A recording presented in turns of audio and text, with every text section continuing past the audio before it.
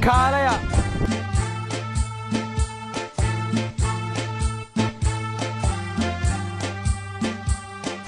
maxaad iga cararsan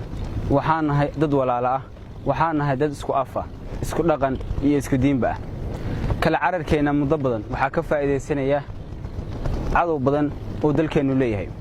waxayna noo kala sameeyay oo loo sameeyay calamo kala duwan laakiin astaanta kaliya ee aan leenahay ee ku yaqaano waa astaantan waa midnimadeena waa sharafteena waqti badan ayaad calankeena iyo dhulkeena cidlayseen idinkoo qayb u kala sheegtay dhulka gabi ahaanba waxaan nahay dad isku afa isku dhaqan iyo isku diina waxaan leenahay hal midab waxaan leenahay hal astaan waxaan leenahay hal diin iyo hal af maxaa sababaya inaad iga carartaan oo marka aniga aragtaan aad iga fogaataan sharafta kaliya ee dalkeenu leeyahay waa astaanta calankeena maxaa sababay inaad iga carartaan oo iga fogaataan waa la iga xadaajiyay waa la iga kaaxaday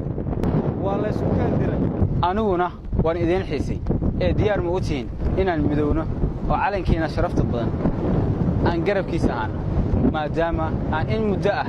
aad garabkiisa ka maqnaydeen qof walba wuxuu sheeganayaa dawlad kasta waxay sheeganaysaa dhaliin laakiin maanta ka warrama haddii khalad kastoo dhacay aan dhulka ku turno oo aan midowno diyaar mooti waxaan diyaar u ahay in calankayga aan muddada badan cidleeyay inaan hadda garabkiisa istaago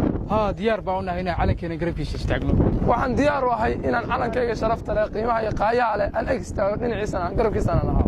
waxaan diyaar u ahay inaan calankayga muddada badan aan ka maqnaa inaan garabkiisa noqdo aan difaaco dalkayga iyo dadkaygaba maanta ayay soo laabatay xornimadeedii dhabta ahayd ee muddada badan aan sugaynay